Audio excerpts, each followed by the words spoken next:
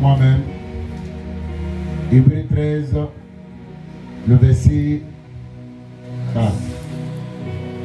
Le Seigneur dit dans sa parole que le mariage soit honoré de tous.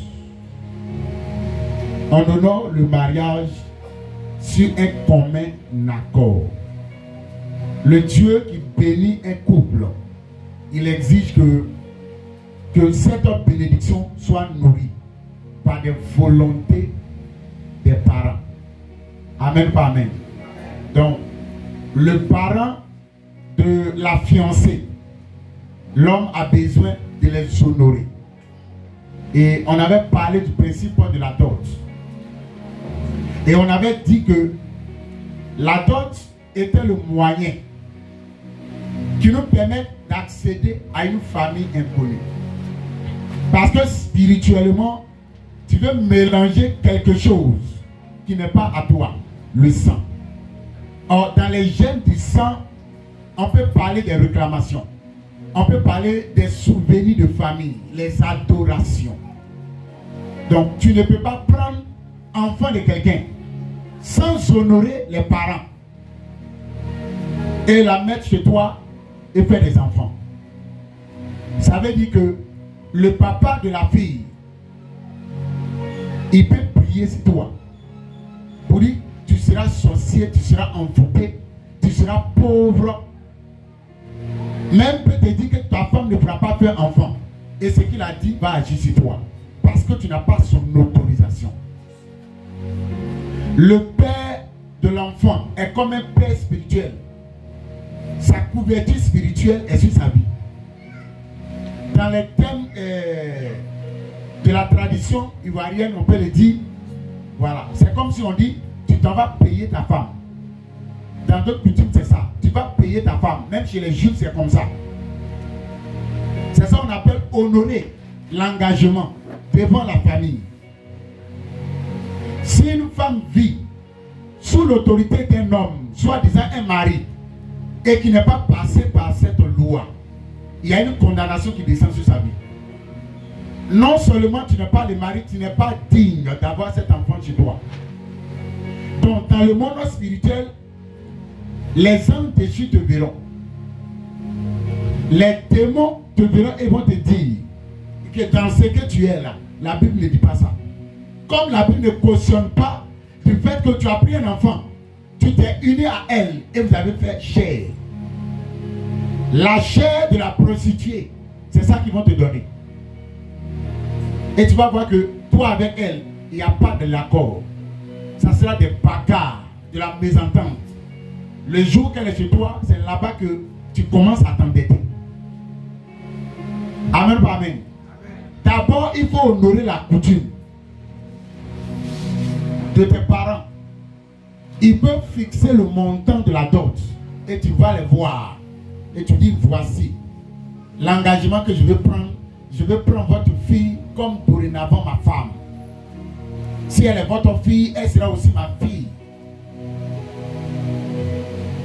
Et dans ce principe, je ferai d'elle ma femme. Et quand les parents ont donné leur accord, ok, on a entendu, tu es venu nous voir pour dire que tu veux notre enfant. Tu veux la doter pour qu'elle puisse devenir ta femme, elle puisse t'appartenir. Quand dans ces échanges, on parle, et que Dieu a compris que leur cœur a approuvé le principe de la dot, en cet instant, Dieu rachète la vie de la femme. Il prend tout ce qu'elle a, son nom de famille, son sang, son adresse, son identité spirituelle et même physique. Dieu dit seulement que ce que vous avez voulu, afin que cet enfant ne soit plus votre enfant, que ce soit dorénavant la femme de quelqu'un d'autre, en qui je peux bâtir une vie de famille sur le champ. Les lois spirituelles se joignent et les accords se fixent. De la même manière, vous allez voir que des hommes ont été d'échanger. Quand vous partez, il y a des choses qui disent entre eux. Amen, amen. Dans le monde spirituel, c'est aussi comme ça. Que ce soit des démons ou des anges, et aussi ils s'échangent. Et ils vont dire, ah, Il est venu prendre notre sang. Il est venu prendre notre enfant. Les gens diront, il est venu prendre notre enfant, notre fille. Donc le terme fille là a une identité céleste. Amen ou pas amen? Et c'est ça la première étape. Quand vous regardez l'histoire de Marie avec Joseph, Joseph avait déjà fait la dot de Marie, mais on appelait fiancée. Donc après la dot, on parle de fiançailles. En ce moment précis, les fiancés ne peuvent pas encore se donner au lien sacré du mariage. Les liens sacrés du mariage obéissent à d'autres principes bibliques. Quand la Bible dit que le mariage soit honoré de tous, le tous est mis d'abord pour la famille biologique. Mais il y a une autre dimension d'une autre congrégation qu'on peut même appeler une église. C'est-à-dire quoi? Dans le pays auquel nous habitons. Tout à l'heure, je vais donner un texte pour nous expliquer spirituellement l'identité qu'on a. Même ta carte d'identité que tu as là, la Bible en parle. Amen ou pas amen? Ça voudrait dire quoi? Tu as honoré tes parents, ou alors les parents de ta fiancée. Quand c'est fait, les lois spirituelles ne sont pas encore totales. Il reste celui qu'on appelle le chef de l'État. Et pour ne pas aller loin, je vais prendre le texte et je vais expliquer. Ézéchiel 16. Amen, amen. Si cette nation, celui qui n'a pas une carte d'identité, est-ce que tu es reconnu sur la liste des habitants de la nation? Tu es comme un cabri. On sait tout ça. Bravo. Tu es comme un cabri. C'est-à-dire que tu es sans propriétaire.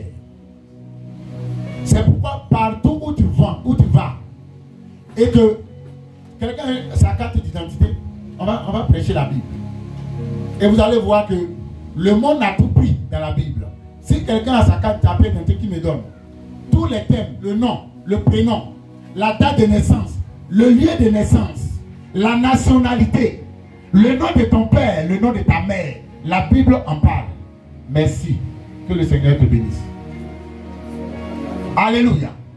Spirituellement, elle a une identité comme ça. C'est pourquoi, même regardez le principe de la royauté. Est-ce que un Baoulé peut venir à Korogo et dire je vais être roi des Sénégal? Hein? Hein? Amen, pas amen. Parce qu'il a une origine. Et les lois spirituelles diront que si tu n'es pas Sénégal, tu ne peux jamais être roi. C'est les premiers critères de la royauté. Est-ce que je parle à quelqu'un? Et c'est ça. Donc, ça là, spirituellement, elle a ça aussi. Donc, ça veut dire quoi? Si ton identité biologique, il y a déjà une condamnation qui est rattachée à ça.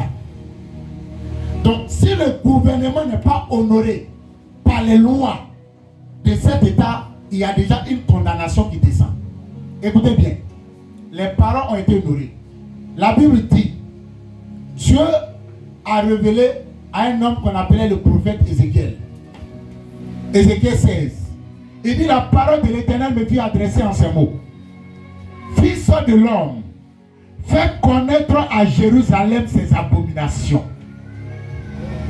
Dieu est en train de parler du péché de Jérusalem. La ville de Jérusalem était sous le règne, sous la domination du péché, de l'impudicité, de la sodomie, de l'idolâtrie. Et Dieu révèle à son prophète, il dit, va les dire, voici ce qui les condamne. Tu as honoré ton père, tu as honoré ou alors le père ou la famille de ta fiancée. Écoute bien. Il dit, fils de l'homme, fais connaître à Jérusalem ses abominations. Tu diras, il dit, va les dire, Ainsi parle le Seigneur, l'Éternel, à la ville de Korogo, si on veut le voir. Par ton origine, du fait que tu es un peuple xénophobe. Il y a une condamnation qui descend. Ton origine, c'est Korogolais. L'adoration qui est faite sur la terre de Korogo, ça respire l'esprit des morts. Le nom Korogo spirituellement, c'est cimetière. C'est la mort. Donc le combat contre ce démon, si tu vas honorer les parents et que tu laisses, il y a déjà une loi, une malédiction qui descend dans ta famille. Amen, pas amen. Voilà pourquoi j'ai vu un papa qui est venu ici la dernière fois. Quand je l'ai vu, j'ai vu la condamnation du monde Nézo, la sirène Nézo. Et je lui ai dit, mais papa, est-ce que tu es marié? Il dit oui. Mais je dis, j'ai l'impression que je ne vois pas quelqu'un qui est marié. Il dit, effectivement, il a fait la dot, il a fait le mariage religieux. Mais civil, il n'a pas fait. Donc, du fait que la cérémonie civile n'a pas été faite, la sirène des eaux est descendue pour le condamner. Il ne va plus passer par la famille, mais il va passer par la circonscription territoriale. Ça, c'est le premier point. Il dit à cause de ton origine et ta naissance. Ton origine et ta naissance. Tu es né où? Ici, on veut prêcher le nom de la maman. Hein? Je vois ici lieu de naissance Yotougon. La commune. Amen, pas amen. Spirituellement, c'est des références. Donc, l'esprit peut venir passer par là. Là où elle est née là. Hein? La commune ou bien le village. Si tu es né à Konankro, Kofi Kro, Yeboa Kro, voilà, ou bien Lobi Kro, c'est ce genre de choses. Donc, sur ce territoire, il y a une condamnation parce qu'il y a un péché commun. Il y a l'oppression d'un démon qui réclame un péché auquel tout le monde s'est adonné dans la circoncision. Il dit, tu es du pays de Canaan. Le pays de Canaan, c'est là où ce peuple est quitté en Égypte pour aller. La terre promise. Malgré que Dieu a dit que Canaan est l'héritage, c'est là où coule le lait et le miel. Il y a une abomination qui est sur cette nation, l'idolâtrie. Ils adorent des dieux étrangers. Ça voudrait dire, sur le territoire ivoirien, il y a une condamnation qui est sur ce territoire. Et toi, tu te dis donc que quand j'honore seulement la famille de ma future femme, c'est total, c'est bon. Qui t'a dit ça? Sur le pays. J'ai expliqué ce thème ici. Le premier président ivoirien, le feu Félix Houphouët-Boigny, quand vous allez à Yamoussoukro, le lac des crocodiles là, ce n'est pas pour des visites touristiques. C'est une importation du Nil, le fleuve Nil. C'est ça qu'il a fait là-bas. Est-ce que je parle à quelqu'un? Donc, Houphouët, pour régner sur cette nation, il était pharaon. Dis-moi amen. Je n'ai pas entendu ton amen. Il était pharaon sur l'état de Côte d'Ivoire. C'est pas parce que tu as envie de voir crocodile qu'il allait là-bas et puis les gens vont regarder. C'était une intronisation du rituel de pharaon sur la terre de Côte d'Ivoire. Et le nom de Félix Houphouët-Boigny est sur l'identité de toutes ces personnes qui ont été présidents de cette terre. Et le poids du péché qui règne sur l'État vient aussi sur ta famille. Et la Bible dit dans Romains 13, on va le lire, Père, et puis on va revenir sur Ézéchiel 13.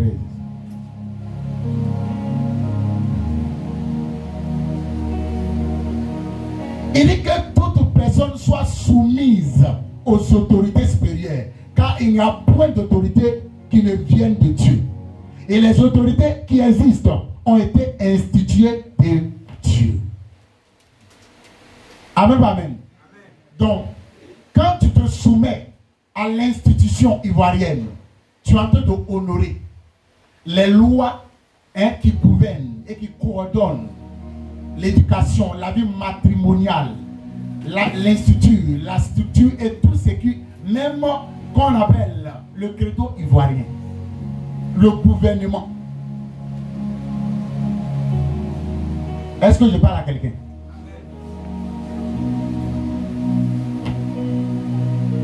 Il dit, ton père, il est en train de retracer ta lignée sanguine. Ton père est un Amorien. Si ta carte d'identité là, est-ce qu'on ne met pas la nationalité de ton papa? Hein? Peut-être que maintenant on a commencé à retirer. Sinon, les anciennes cartes d'identité là, si ton papa est béninois, on met béninois. Si ta maman est ivoirienne, on met ivoirienne. Les anciennes cartes d'identité là, il y avait tout ça, toutes ces informations. Même toutes ces informations, aujourd'hui, ça est dans la puce. Quand vous regardez dans le derrière, ici, il y a une puce. Il y a des informations qui sont dedans. On est en train de tout électroniser. Si quelqu'un avait une carte d'identité au temps de Félix Fauboy, tu vas voir que tout ce qu'on est en train de dire est dedans. Donc, pour concevoir une carte nationale d'identité, les gens ont regardé le principe de la Bible pour te donner ton identité. Il dit ton père est un Amorien et ta mère une Essienne. Et ceux-là, c'est le fétiche. C'est du bouddhisme. C'est du vaudou. C'est du poro. C'est l'idolâtrie. C'est pourquoi tu as honoré les parents de la fiancée. Dieu il t'oblige à passer par l'institution ivoirienne. Amen, pas amen. Il y a beaucoup de personnes quand ils viennent. Même il y a un pasteur, il était là hier, le dimanche passé, mais aujourd'hui, est-ce qu'il est là? Il n'est pas là. Il n'est pas venu. Le premier dimanche, quand il est venu, il dit, mais frère, tu es cher. Il dit, non, pourquoi tu es qu'il est cher? C'est fini, lui s'en va. Puis il s'est mis en colère. Il a pris son sac, puis il est parti. Il dit, frère, pardon. Pardon. Le lit conjugal, c'est ça, doit être exempt de souillure. Parce que tu recevras des visitations nocturnes. Les démons viendront regarder. Si tu as honoré Dieu, tu as honoré le chef de l'État, tu as honoré lui-même. C'est des institutions. C'est des lois qui sont établies. Là où il y a loi, on peut parler de péché. L'apôtre Paul a dit, c'est parce qu'on m'a dit que tu ne mentiras pas qu'il a connu que le péché existe. Sinon, sans la loi, lui ne sait pas qu'il y a ce qu'on appelle le péché. Quand vous regardez la Bible, même le gouvernement, le système, c'est la Bible authentique. On parle d'un Dieu qui gouverne, un Dieu qui a un trône. Quand le président vient, voilà, le dimanche, c'était Exode chapitre combien? Chapitre 29, où on en parlait de l'investiture de Aaron et de ses fils. Quand le président vient, on fait son investiture ou pas? Mais c'est des thèmes bibliques. Alléluia. Acclame pour ton foyer, parce que Dieu va s'introniser dans ton foyer en ce matin. C'est pourquoi celui qui honore le mariage, c'est le Seigneur. Mais le Seigneur a besoin de passer par plusieurs étapes afin de le consacrer, afin que son nom demeure de façon éternelle. Voilà pourquoi il dit aux femmes, soyez soumises à votre mari comme au Seigneur. La soumission de Dieu. On nous donne l'exemple, la comparaison à notre Dieu. Parce que dorénavant, Dieu est obligé de passer par la famille de ta fiancée, aller devant l'institution de l'État et revenir à lui maintenant. Pour dire que j'ai arraché ma vie de ses parents, de votre pays, et je prends. Alléluia. C'est pourquoi, s'il y a dans des cultures, même on demande le coco. Alléluia. La loi biblique, elle est relative à une origine et c'est des conditions que Dieu impose pour que chacun reçoive l'honneur qui lui est dû. Que le Seigneur bénisse sa parole. Amen, pas amen. Voilà. Donc quand vous regardez, elle a son prénom. Elle a son nom, qui est le nom de son père. La date de naissance, le lieu de naissance, la nationalité, parce que tu es du Canada, ton origine, tu sais. Amen ou pas amen? Amen. Voilà. Et ton nom, c'est la vie que tu as. Donc, spirituellement, Dieu te connaît par une identité biologique. Et cette identité biologique te ramène à ton identité céleste.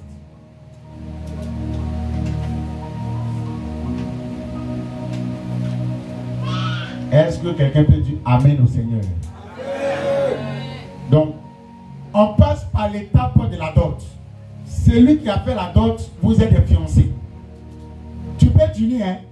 Il peut avoir un mariage. Mais le problème, c'est que le mariage ne sera pas honoré. N'a pas été honoré de tous. Et comme ça n'a pas été honoré de tous, ceux qui ne se sont pas sentis honorés, ils viendront réclamer. Donc, celui qui honore le mariage doit respecter ses principes. Si vous allez en France on ne paye pas dot. Et là-bas, c'est comme ça, et ils sont. Ils vont te demander simplement d'envoyer une fleur pour dire vraiment, je suis heureux vraiment de venir prendre votre enfant. C'est tout ce qu'ils vont te demander. Une fleur, une peau de fleur. Et tu t'en vas donner. Ici, on va te donner 500 000. On va te demander 500 000. Là-bas, c'est que la loi va exiger, c'est que tu vas à la mairie. Après, à la mairie, tu vas à l'église. Et c'est le principe. En un seul jour, c'est déjà fini. Et Dieu consacre le foyer. À cet instant, le lit conjugal est exempt de toute souillure. Le Dieu qui juge les impudiques, c'est le même Dieu qui honore la coutume. C'est le même Dieu qui respecte les institutions d'État. Est-ce que je parle à quelqu'un? Est-ce que je parle à quelqu'un? Dis-moi un amen très très fort. Amen. Alléluia. Donc aujourd'hui, il était important de recadrer. Parce que nous sommes dans la délivrance. Nous prions pour des gens. Et le monde spirituel cautionne ce que nous disons. C'est des principes bibliques. Les lois spirituelles dominent sur le physique. Alléluia. Amen. La dernière fois, je priais pour une soeur pour montrer que le monde que nous avons là, c'est sur la domination du monde spirituel. Et la soeur, elle est venue de Katiola. Elle est là. La soeur Naomi, elle est là. Elle est venue de Katiola. Et je priais pour elle le dernier jour de son jeûne. Et pendant que je prie, j'entends grande sirène.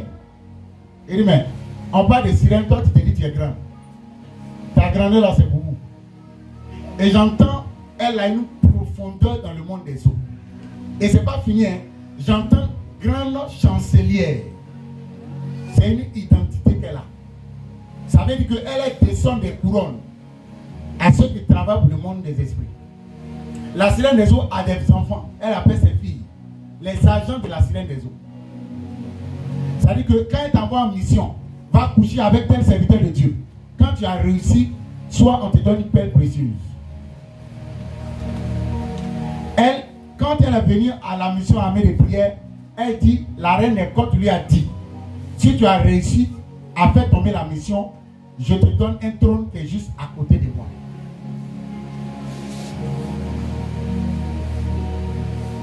Amen, pas amen. Amen. Dans le monde des eaux, elle est grande chancelière. Il n'y a pas encore, il n'y a pas quelqu'un qui s'appelle grande chancelière Henriette Agri Diabaté, un nom comme ça. Bravo. Voilà. Dans le monde spirituel, elle est ça. Les identités qu'on donne là, ça vient des coffres forts que la sienne a.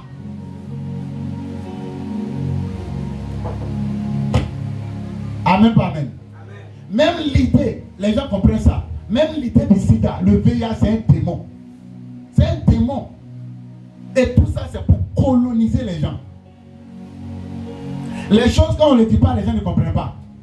Grande chancelière, elle est profonde, elle est dans les profondeurs. Elle a fait au moins 5 ans. Je lui demande à quel âge. Elle a dit qu'elle a 120 ans. Elle a l'âge de Moïse avant de mourir. Acclame le Seigneur Jésus-Christ. Elle n'est pas là. Tiens-toi debout. Voilà. Hein? 120 ans. Elle est reine dans la sorcellerie. Alléluia. Voilà. Et Dieu a permis qu'elle soit là. Ce n'est pas la première personne. Il y a des gens qui sont là. 11e franc-maçon Côte d'Ivoire. C'est des identités. Quand on dit aux gens que le mariage, un homme ne peut pas avoir 2 femmes. Satan, il a première femme. Il a deuxième femme. Il a troisième femme. Ça doit t'inspirer. Ça doit t'expliquer que Dieu, il n'est pas dans l'impudicité. Il n'est pas dans la rivalité. Dieu lui-même dit, quand tu mets un autre Dieu devant moi, je suis jaloux. Dieu n'aime pas l'infidélité, mais comment toi tu veux le Dieu que tu sais, là où il y a 2 femmes, il y aura une rivalité, tu veux ou tu ne veux pas, on va pratiquer la sorcellerie. Hein, papa? Ils vont pratiquer la sorcellerie, tu veux ou tu ne veux pas. Si tu veux, il faut prier 100 fois. Si tu veux, Jésus même qu'à descendre. Il y aura des préférences. Le mari va aimer et il va haïr l'autre. C'est des thèmes bibliques. Satan a 7e femme. Toi, tu dis que un homme peut épouser 2 femmes. Tu es en train de copier ce qui? Satan. Dis-moi une question. Que le mariage soit honoré de tous. Dieu n'est pas dans le commun accord. Il dit, je suis un Dieu jaloux. C'est lui qui adore un autre Dieu. Il se fait ennemi de moi. Regarde comme Dieu est violent.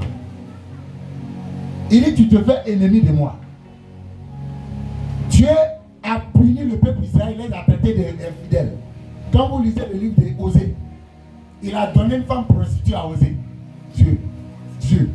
Si tu n'as pas peur de Satan, il faut avoir peur de Dieu. Tu n'as même pas besoin d'avoir peur de Satan. C'est de Dieu que tu dois avoir peur. Dieu. Pour expliquer sa vie au prophète, il va prendre une femme prostituée, Marie-là. Et chaque enfant, c'est comme une condamnation de ce qu'il revendique, c'est ce qu'il réclame vis-à-vis de son peuple.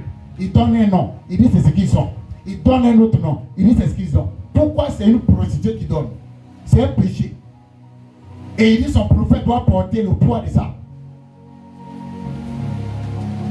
Dans le monde spirituel, la nature de l'homme sera visible par notre manière de marcher. Amen, amen. Alléluia. C'est lui qui t'a prêché qu'après la dot, vous pouvez vous unir.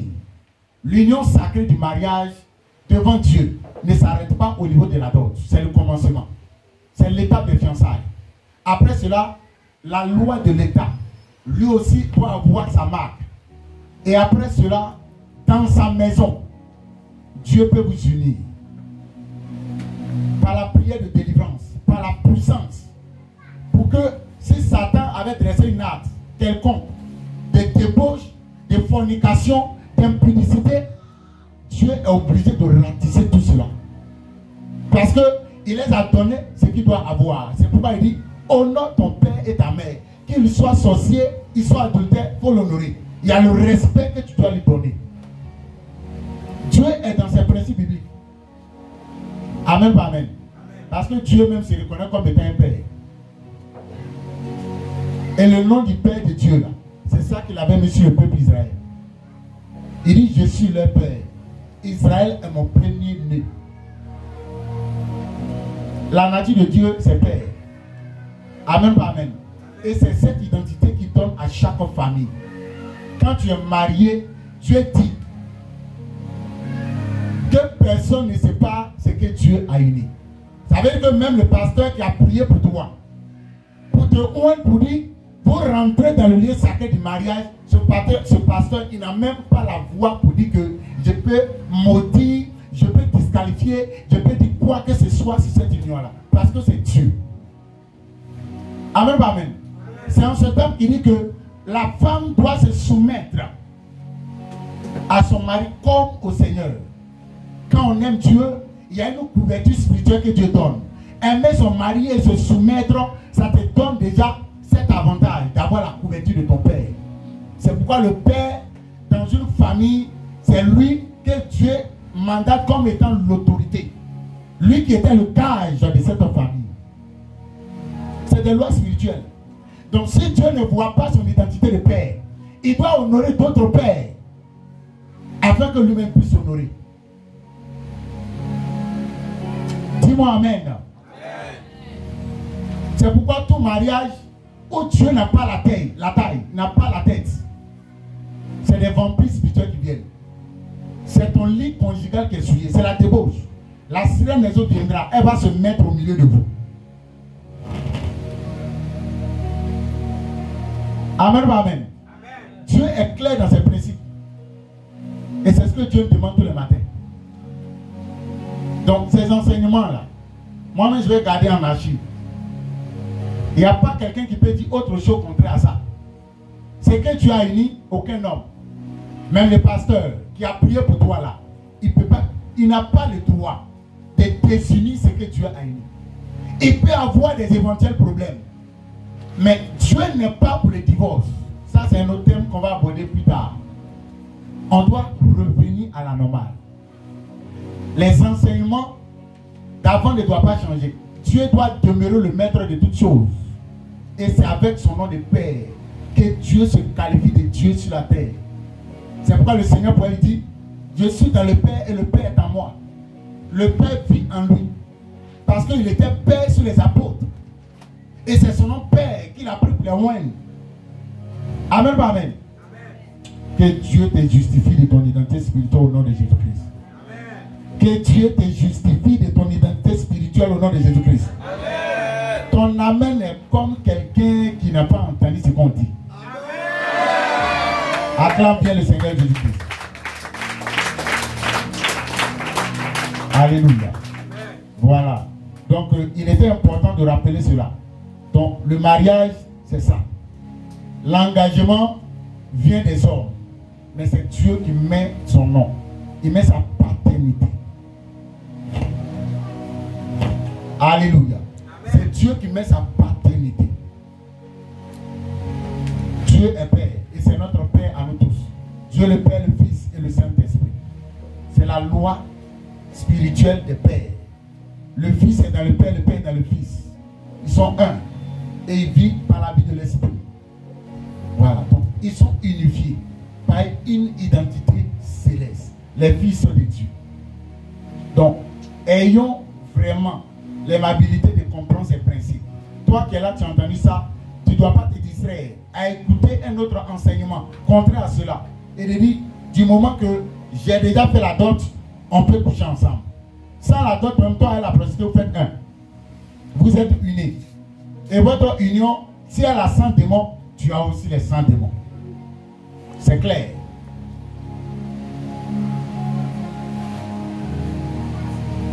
Que le Seigneur nous bénisse en ce matin. Amen. Donc, voilà, les volontaires, c'est des étapes. C'est une marche. Aucun homme de Dieu ou aucun enfant de Dieu ne doit se séparer de cela. Tu dois passer par toutes ces étapes avant qu'il y ait une intimité. Les rapports sexuels n'est pas forcément le mariage. Le mariage, c'est une alliance entre Dieu et lui-même. C'est l'alliance et le principe de l'alliance, c'est des accords. Ça veut dire que quand on dit je suis en alliance, je donne ce que je veux, lui aussi dit ce qu'il veut. Et quand on est dans ces principes, ça devient vraiment une loi éternelle. Dieu dit, quand tu sors d'Égypte, tu sors pour aller m'adorer. Tu sors d'Égypte et ce que Dieu a dit, tu ne fais pas. Ça veut dire que votre accord n'est pas encore total. C'est clair. Après la délivrance, pour dire que Dieu ne va pas t'enseigner la sainte doctrine et tu sors, tu t'en prêches la débauche. Pour dire que je peux avoir 2 femmes. Non, non, mon affaire de copain là, on peut reprendre.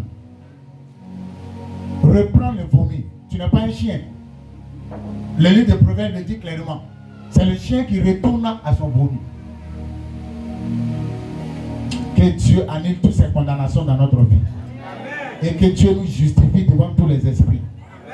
Que tout ce qui est blocage afin de rentrer dans ce lien sacré du mariage, que Dieu les brise au nom de Jésus-Christ.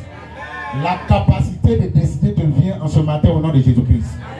Les liens de famille, de célibat sont brisés en ce matin au nom de Jésus-Christ. Acclame le Seigneur Jésus. Amen. Voilà. Je pense que j'ai dit